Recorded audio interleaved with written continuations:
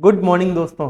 Good morning दोस्तों। तो अपन ने कल तक क्या कर लिया था? अपन ने कल तक केस सिनेरियो नंबर 12 तक अपन ने कंप्लीट कर लिया था। आज अपन को करना है केस सिनेरियो नंबर 13, अपन को स्टार्ट करना है। केस सिनेरियो नंबर अपन 13 क्या करने वाले हैं? अपन स्टार्ट करने वाले हैं। आई होप आपने जो अपन ने 12th के सिनेरियोज पढ़े हैं उनको आपने रिवाइज किया होगा, अच्छे से आपने समझा होगा। ठीक है, केस सिनेरियो नंबर 13 क्या बोलता है? मेरे साथ साथ आप पढ़ेंगे और मेरे साथ साथ आप क्या करेंगे, इसको समझेंगे, और मेरे साथ साथ आप कैलकुलेटर चलाएंगे और कैलकुलेशन करेंगे। राइट, चलिए। मिस्टर नरेंद्र शर्मा करके एक आदमी है जिसका एज कितना है? तो उसका एज है 54 ईयर्स। एक इंडियन सिटीजन है, carrying and retail business in Dubai. वो दुबई में क्या करता है? एक रिटेल बिजनेस करता है। He frequently visit in India, वो इंडिया में बार बार आता रहता है for business purpose. Detail of the visit in India are is follows. उसका इंडिया में आने का जो विजिट का टाइम है, जब जब वो इंडिया में आया था, वो इन्फॉर्मेशन हम लोग को यहाँ पे दे रखा है। 1920 में आया था वो पहले। वो 3 दिसंबर 2019 को आया था और वापस कब गया था? 26 अप्रैल 2020 को वापस चला गया था। फिर वापस आया था वो 9 सितंबर 2022 को आया था और 10 जनवरी 2023 को वापस चला गया। फिर वापस आया था 27 दिसंबर 2023 को वापस आया और 20 फरवरी 2024 को वापस चला गया इंडिया से। चलिए, afterwards he decided to shift permanently in India. उसके बाद वो डिसाइड करता है कि वो इंडिया में ही परमानेंटली शिफ्ट हो जाएगा। And close his business in Dubai. उसने अपना दुबई का धंधा क्या किया? बंद कर दिया। सो ही केम टू इंडिया ऑन 27 नवंबर 2024। 27 नवंबर 2024 को क्या गया? वो परमानेंटली इंडिया आ गया and join the Indian company. उसने कोई इंडियन कंपनी ज्वाइन कर लिया जिसका नाम है cosmos heritage India private India limited. Okay, उस कंपनी को उसने ज्वाइन कर लिया। At registered office in Mumbai. इसका रजिस्टर्ड ऑफिस कहाँ है? मुंबई में है। फ्रॉम 1 दिसंबर 2024, मतलब 1 दिसंबर 2024 ने क्या किया? कंपनी को ज्वाइन कर लिया है। From December 2024 he has taken a flat on rent of ₹60,000 per month. 1 दिसंबर 2024 में उसने क्या किया? एक फ्लैट रेंट पे ले लिया है जिसका रेंट कितना? 60,000 आपका पर मंथ उसका रेंट रहने वाला है। और रेंट लिया, उसका नाम क्या है जिससे रेंट पे लिया? उसका नाम है मिस्टर सार्थक, एन इंडियन रेजिडेंट। वो इंडियन रेजिडेंट है। एंड मिस्टर सार्थक has provided his pan number two mister Narendra. उसका पैन नंबर प्रोवाइड कर दिया क्योंकि उसको अगर टीडीएस वगैरह काटना है तो उसके पैन नंबर से वो काट सकता है। Following details of his salary income are earn in India as follows. कौन कौन सी, मतलब जो उसने इस कंपनी से पैसा कमाया ना, 1 दिसंबर से कंपनी को उसने ज्वाइन किया है, वहां से उसने कितना सैलरी कमाया है? उसका बेसिक सैलरी है 2,75,675 पर मंथ। उसका बेसिक सैलरी है। उसको मिलता है कॉस्ट ऑफ लिविंग अलाउंस, जैसे एक तरीके से बोलते हैं डीएनएस अलाउंस, डीए मिलता है उसको। ये उसको मिलेगा 1,20,200 रुपये पर मंथ, उसको डीए मिलता है। ठीक है। आचार्य उसको मिलता है 1,37,838 रुपये पर मंथ का। अदर अलाउंस मिलता है उसको 1,56,000 उसका अदर अलाउंस उसको मिलता है। For the period from April 2024 to November 2024 his business incoming arise in Dubai. जो दुबई में उसका बिजनेस था, जो उसने नवंबर तक किया था, वहां तक उसका इनकम कितना हुआ था? 26 लाख का उसका इनकम हुआ था दुबई से। His turnover for previous year 23-24 is 95 lakh rupees. He is not liable to pay tax any. He is not liable to pay any tax in Dubai. उसको दुबई में कोई भी टैक्स पे करने का जरूरत नहीं है। पता, अगर आप उनको कोई भी दूसरी कंट्री में टैक्स पे करने का जरूरत नहीं है और वो बंदा इंडियन सिटीजन है, पर्सन ऑफ इंडियन ओरिजिन है, तो अपन देखेंगे उसका अगर इनकम 15 लाख से ज्यादा है इंडियन सोर्स से, अगर उसका इंडियन सोर्स से इनकम 15 लाख रुपए से ज्यादा है, तो उसका सारा का सारा इनकम क्या होगा? इंडिया में वो क्या माना जाएगा? रेजिडेंट माना जाएगा और डीम्ड टू बी रेजिडेंट मान लिया जाएगा इंडिया का। ठीक है।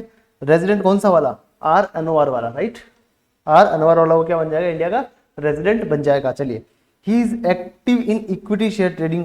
वो क्या इक्विटी शेयर्स में ट्रेडिंग भी करता है। आफ्टर कमिंग इन इंडिया, वो इंडिया में आने के बाद उसने क्या ट्रेडिंग स्टार्ट कर दिया। Following are the details of his portfolio. Portfolio का डिटेल ये वाला अपन को दे रखा है कि उसने कौन सा वाला शेयर परचेज किया है, कौन सा वाला उसने शेयर सेल किया है, कब सेल किया है, कब परचेज किया है, कितनी क्वांटिटी में उसने परचेज किया, कितनी क्वांटिटी में उसने सेल किया, ये सब अपन को यहाँ पे दे रखा है। जो इसने परचेज से लिया उसमें रेम्बो लिमिटेड है जिसने क्या किया? डिविडेंड डिक्लेयर किया। उसने डिविडेंड डिक्लेयर किया, इंटरिम डिविडेंड उसने डिक्लेयर किया है 200%, मतलब उसका जो फेस वैल्यू होगा उसका 200% उसने डिविडेंड दिया है 28 फरवरी 2025 को। ठीक है। उसका रिकॉर्ड डेट था 31 जनवरी 2025, उसका रिकॉर्ड डेट रहेगा। ठीक है। सर रिकॉर्ड डेट क्या होता है? रिकॉर्ड डेट का मतलब होता है कि इस दिन जिसके पास शेयर था ना, उसको डिविडेंड मिलने वाला है 28 फरवरी को। मतलब इसके बाद अगर उसने बेच दिया तो कोई मतलब नहीं है, डिविडेंड उसी को मिलेगा जिसका 31 जनवरी को उसके पास शेयर थे, उसको क्या मिल जाएगा? डिविडेंड मिल जाएगा। ठीक है। तो उसने 200% क्या किया? उसने डिविडेंड दिया। 200% उसने डिविडेंड दिया है। उसका फेस वैल्यू है 10 रुपीज, 10 रुपये उसका फेस वैल्यू है और उसने 200% डिविडेंड दिया है। इसका मतलब उसने पर शेयर पे 20 रुपए का डिविडेंड दिया है। अब ये है ना, नॉर्मल प्रोविजन से टैक्स पे करना चाहता है। He want to exercise the option of to shift out of default tax, मतलब वो नॉर्मल प्रोविजन से टैक्स पे करना चाहता है। तो इसके बेसिस पे आपको क्या करना है ना, एमसीक्यूज के आंसर देने रहेंगे।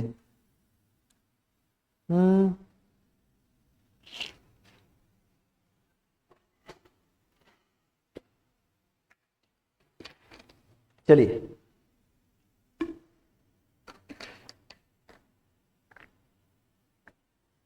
चलिए अब अपन क्या करेंगे ना, सबसे पहले तो जो रेम्बो लिमिटेड ने क्या दिया है ना, बोनस दिया है, डिविडेंड दिया, सॉरी डिविडेंड जो दिया है रेम्बो लिमिटेड ने, वो निकालेंगे। इसके बाद कितनी क्वांटिटी ऑफ शेयर्स है रेम्बो लिमिटेड के ऑन 31 जन को। तो देखो इसने परचेज किया क्या रेम्बो लिमिटेड का शेयर, हाँ परचेज किया ना इसने, कितने क्वांटिटी की है, 50 क्वांटिटी परचेज की है। उसके बाद इसने वापस परचेज किए, वापस इसने परचेज किया रेम्बो लिमिटेड के 28/12 को, यानी कि 31 जनवरी से पहले, इसको भी अपन ऐड कर लेंगे 200 को। तो इसने सेल किए क्या कुछ वापस, और रेम्बो लिमिटेड परचेज किए 3 जनवरी को, ये भी 31 जनवरी से पहले, इसको भी अपन क्या कर लेंगे, ऐड कर लेंगे। तो इसका टोटल रेम्बो लिमिटेड के शेयर हो जाएंगे अपने पास 350 शेयर इसके पास रेम्बो लिमिटेड के हैं। 350 पे इसको 20 रुपये पर शेयर इसको क्या मिला, बोनस मिला, डिविडेंड मिला। तो इसको डिविडेंड कितना मिला है, इसको डिविडेंड मिला है 7000 का, इसको 7000 का इसको डिविडेंड मिला है, राइट। यहां तक अपना क्लियर हो गया, ठीक है। उसके बाद अब देखो अपन को क्या दे रखा है ना, अपन को एचआरए दे रखा है, पता है। पर ध्यान है एमसीक्यू को जब भी आप केस सिनेरियो सोल्व करते हो ना, तो आपको पहले ऐसे आंसर नहीं निकालना है। आप पहले आपको ऐसे आंसर नहीं निकालना है, ओनली आपको सीधा क्या है, क्वेश्चन पे जाना है, क्वेश्चन क्या पूछता है ओनली आपको वही आंसर करना है। पता चले कि आपको भाई इसमें बहुत बड़ी कैलकुलेशन दे रही है, आपने वो सोल्व कर ली और फिर एमसीक्यू में वो वाला क्वेश्चन पूछा ही नहीं है, तो आपका तो टाइम वेस्ट हो जाएगा ना। तो आपको सबसे पहले क्वेश्चन पे जाना चाहिए कि क्वेश्चन क्या क्या पूछ रहा है इसमें। सबसे पहले इसमें क्या पूछता है, what is the residential status of mister Narendra. Mister Narendra का रेजिडेंशियल स्टेटस क्या है, मतलब वो रेजिडेंट है, नॉन रेजिडेंट है, या फिर ओआर है, आर अनओआर है, वो क्या है। अब मेरी बात समझना, सबसे पहले तो अपन इस साल में वो इंडिया में कितना रहा, पता है इस साल की कंडीशन क्या होगी। इस साल की अपनी कंडीशन होती है 182 डेज इंडिया में रहे, 182 डेज या उससे ज्यादा इंडिया में रहे, या फिर इस साल में 60 डेज रहे और लास्ट 4 ईयर में वो 365 डेज रहे, तो वो रेजिडेंट बनेगा। तो अब देखो इस साल में वो कितना रहा है, सबसे पहले तो वो अपन देख लेते हैं। इस साल में वो कितना रहा है, ये 27 नवंबर को इंडिया में आया था। इस साल में वो 27 नवंबर को इंडिया में आया था। तो 27 नवंबर, 28, 29, 30, ये 4 दिन तो नवंबर में इंडिया में रहा था वो। फिर दिसंबर में 31 डेज, जनवरी में 31 डेज, फेब में 28 डेज और मार्च में 31 डेज। तो टोटल इंडिया में कितने दिन रहा था इस साल में, इस साल में रहा था 125 डेज, राइट। तो सर ये 182 डेज से कम है, तो ये वाला कंडीशन सेटिस्फाई नहीं हुआ। अब इस वाली कंडीशन को चेक करते हैं। सर 60 डेज इस साल में रह रहा है, आंसर इज यस रह रहा है। इसके पिछले 4 सालों में वो 365 दिन रह रहा है या नहीं रह रहा है, वो अपन को चेक करना पड़ेगा। तो पिछले 4 साल कौन कौन से वाले होंगे, एक तो होगा 23-24, एक होगा 22-23, एक होगा 21-22, एक होगा 20-21, राइट। इन 4 सालों में वो कितने दिन रहा है। तो देखो 20-21 की बात करें तो 20-21 में वो कितने दिन रहा था, ओनली ये 26 दिन, ओनली ये 26 दिन है ना। 19-20 कंप्लीट हुआ, उसके बाद 1 अप्रैल से अपना 20-21 शुरू हो गया, वहां पे 26 दिन रहा था। उसके बाद वापस कब आया ये, 2022 में वापस आया था। उसका मतलब 20-21 में ओनली 26 दिन रहा था। 21-22 की बात करें तो 21-22 में वो इंडिया में था ही नहीं, एक दिन भी वो इंडिया में नहीं था, राइट। तो यहाँ पे वो एक दिन भी इंडिया में नहीं था। अगर 22-23 की बात करें अपन, तो 22-23 में 9 सितंबर से लेकर 10 जनवरी तक वो इंडिया में था। तो कितने दिन हो गए, 22 डेज हो गए सितंबर के, अक्टूबर के 31 डेज, नवंबर के 30 डेज, दिसंबर के 31 और जैन के 10 डेज। तो कितने हो गए 120, 124 दिन, 124 दिन वो था इंडिया में, ठीक है। 124 डेज।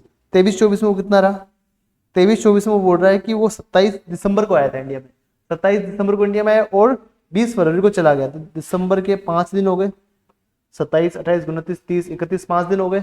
जैन के 31 डेज हो गए और फेब के 20 डेज।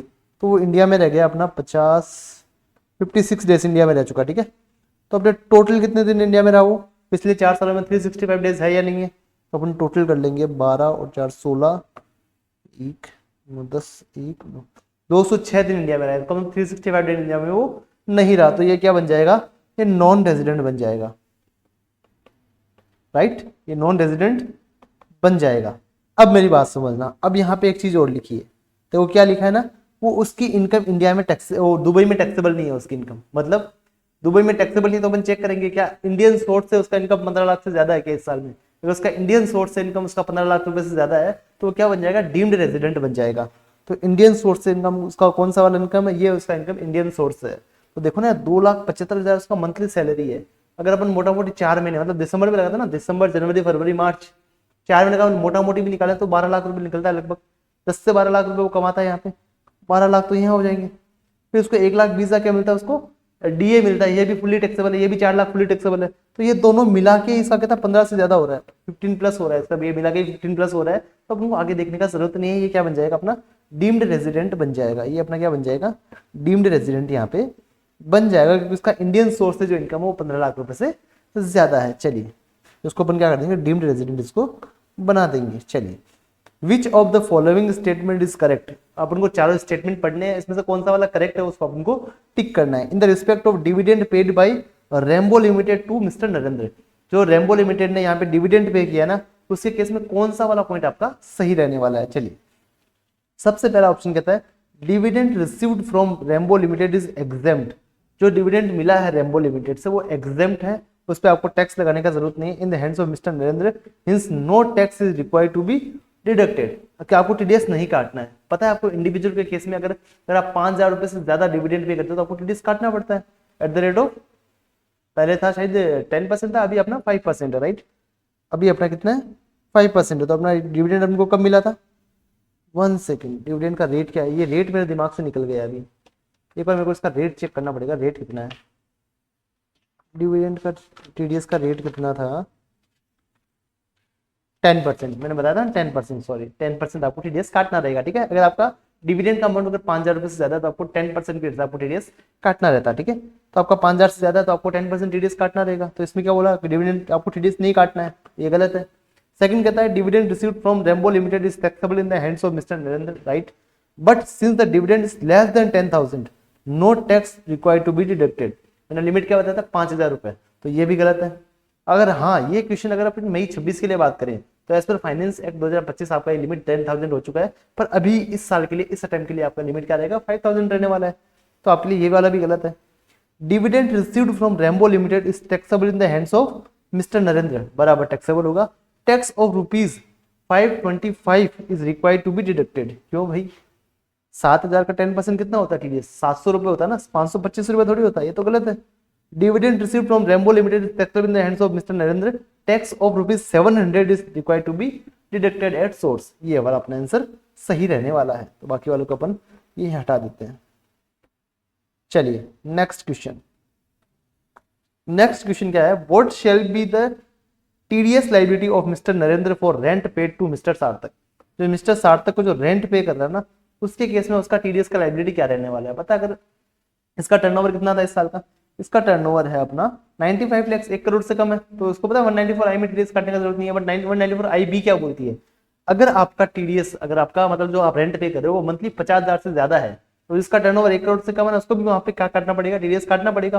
और किस रेट से काटना पड़ेगा, उसको काटना पड़ेगा एट द रेट ऑफ 2% के रेट से उसको टीडीएस काटना पड़ेगा, क्योंकि अपना ये 1 अक्टूबर से इसका रेट 2% हो गया था, और अपन ने घर किराए पे कब लिया, 1 दिसंबर से अपने घर किराए पे लिया है। चलिए ये कितना रेंट पे कर रहा है, 60,000 रेंट पे कर रहा है, तो 50,000 ज्यादा है, तो इसको एट द रेट ऑफ 2% इसको टीडीएस काटना पड़ेगा at the end of financial year, मतलब जो अपना मार्च का जब वो रेंट पे करेगा ना उसमें से पूरे साल का साथ में 2% काट देगा, मतलब हर महीने उसको काटने का जरूरत नहीं है।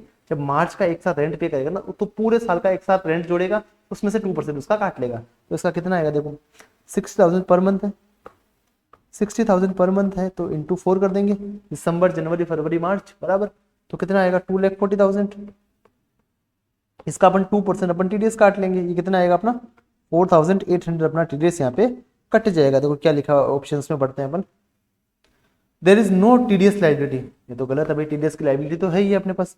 Mister Narendra is liable to deduct TDS under section 194 I, I में नहीं होगा यार, आई में तो वो होता है ना जो प्रोफेसर नहीं होता है, इसका टर्नओवर 1 करोड़ से ज्यादा होता है।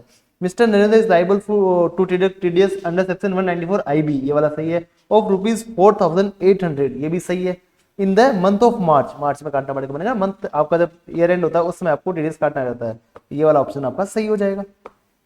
आगे वाला भी पढ़ लेते हैं, mister Narendra is liable to deduct TDS under section 194 IB of ₹12,000, 12,000 किस बात का काटेगा भाई, ये तो गलत है, डी वाला भी गलत है आपका, सी वाला आंसर आपका सही रहने वाला है। अब क्वेश्चन नंबर 4 की बात कर लेते हैं, ठीक है। क्वेश्चन नंबर 4 क्या कहता है, what would be the income chargeable to tax, कितना उसका इनकम टैक्स होगा, चार्जेबल टैक्स होगा under the head income from salary in the hands of mister Narendra, salary head में उसका कितना इनकम टैक्सेबल होने वाला है, तो अपन यहाँ से निकाल लेंगे ना, उसका सैलरी हेड का डिटेल यहाँ पर को दे रखा है। सैलरी हेड का अपन कैसे टैक्सेबिलिटी निकालेंगे, इसको मैं साफ कर दूँ ऊपर, इन सबको मैं हटा देता हूँ। अपन सैलरी हेड में उसका कितना इनकम टैक्सेबल होगा वो अपन यहाँ पे कंप्यूट करने वाले हैं। कैसे कंप्यूट करेंगे वो फटाफट से आप देखना, ठीक है।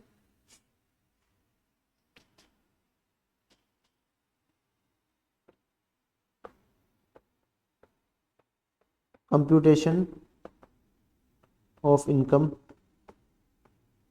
Under salary, right. Salary head में उसका कितना इनकम टैक्सेबल होने वाला है। सबसे पहले पता है अपन क्या टैक्सेबल करेंगे, सबसे पहले अपन टैक्सेबल करेंगे बेसिक सैलरी को। बेसिक इसका कितना है, बेसिक इसका सैलरी है 2,75,000, 675 मल्टीप्लाई बाई 12, 12 नहीं 1 दिसंबर से उसने ज्वाइनिंग किया है, मतलब 4 होगा इसमें। इसका बेसिक सैलरी कितना आएगा, फटाफट से मेरे को कैलकुलेट करके बताइए, मैं भी अपने कैलकुलेटर पे उसको कैलकुलेट कर रहा हूँ। 275 675 मल्टीप्लाई बाई 4, ये आप आएगा अपना 11,02,700, राइट।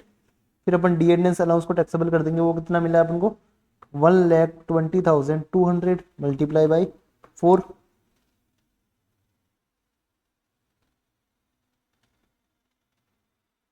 4,80,800, ठीक है। फिर अपना जो अपन को एचआरए मिला है, एचआरए मिला है, एचआरए का पता है कैलकुलेशन होगा अपना, एचआरए का कैलकुलेशन क्या होता है, एचआरए का कैलकुलेशन क्या होता है, actual received rent paid minus 10% of salary. और कौन से शहर में ये आई थिंक ये मुंबई में है ना, ये मुंबई में है, ठीक है। मुंबई में होता है अपना 50% ऑफ सैलरी, विच एवरेज जो लोअर होगा ना वो अपना क्या हो जाएगा, एग्जेम्प्ट हो जाएगा, बाकी वाला अमाउंट अपना टैक्सेबल हो जाएगा। तो उसको एक्चुअल में कितना मिला है एचआरए, उसको एक्चुअल में मिला है 1,37,838 मल्टीप्लाई बाई 4, 137,838 मल्टीप्लाई बाई 4, उसको एक्चुअल में मिला है 5,51,350, तो उसको एक्चुअल में मिला है। उसने कितना रेंट पे किया है, उसने रेंट पे कितना किया है 60,000 मल्टीप्लाई बाई 4, यानी कि 2,40,000 उसने रेंट पे किया है। उसमें से सैलरी का 10% अपन लेस कर देंगे। सैलरी में अपन पता अपन क्या क्या लेते हैं, basic plus DA in terms वाला, right. Basic plus DA in terms वाला प्लस परसेंटेज टर्नओवर कमीशन, तो अपने पास है नहीं, तो अपन बेसिक प्लस डीए जोड़ लेंगे साथ में।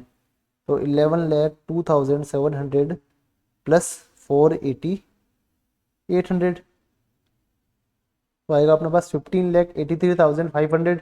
इसका अपन 10% ले लेंगे, कितना आएगा अपने पास 1,58,350, ये अपन लेस कर देंगे, तो अपने पास आएगा यहाँ पे 81,650 और 50% ऑफ सैलरी। तो जो अपना यहाँ पे सैलरी आया ना, यहाँ पे कितना आया था अपने पास, यहाँ पे अपने पास आया था 15,83,500, इन दोनों को अपने ऐड ही किया है बस, ठीक है। तो 15,83,500 मल्टीप्लाई बाई 50%, मल्टीप्लाई बाई 50%, तो अपना पास सैलरी आया है 7,91,750, 791 और 750, इन तरह में से विच एवर इज लोअर होगा वो क्या हो जाएगा अपना एग्जेम्प्ट हो जाएगा। तो अपना एग्जेम्प्ट होगा 81,650, विच एवर इज लोअर अपना कितना होगा 81,650, ये अपना एग्जेम्प्ट हो जाएगा, ये अपना वाला क्या हो जाएगा अपना एग्जेम्प्ट हो जाएगा। चलिए अब अपन क्या करेंगे ना, अब अपन करने वाले हैं आचार्य निकालने वाले हैं अपना, ठीक है।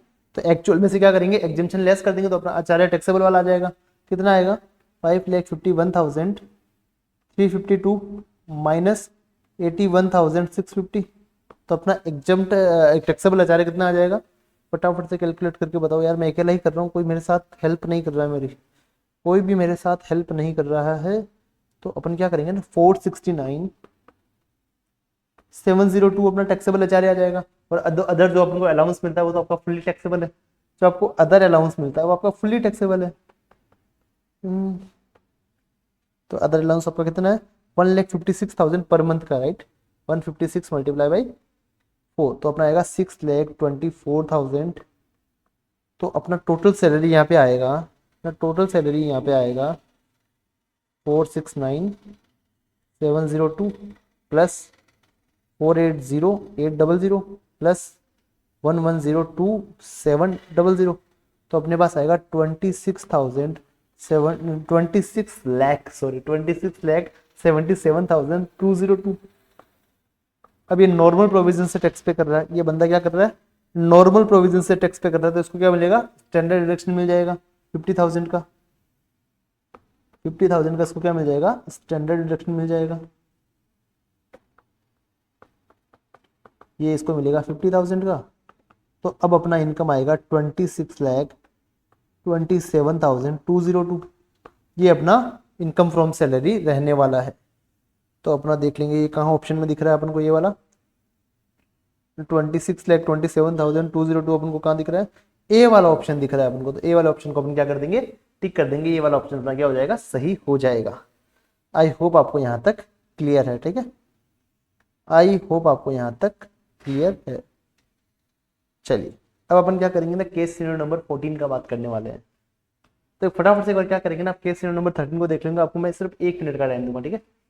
सर आप यूट्यूब पर डाल दें, उसके बाद फिर भी मैं आपको 1 मिनट का टाइम देता हूँ, क्योंकि बच्चे क्या है ना, देखते नहीं है, फिर क्या है बाद में देख लेंगे यार। अभी आपको 1 मिनट का टाइम देता हूँ, फटाफट से देखो, फिर अपन केस सिनेरियो नंबर 14 का बात करेंगे। थोड़ा बड़ा केस सिनेरियो, इसलिए मैं आपको थोड़ा इसमें टाइम दे रहा हूँ। चलिए देखिए फटाफट। सुनो न संग मरमर की मीनारे,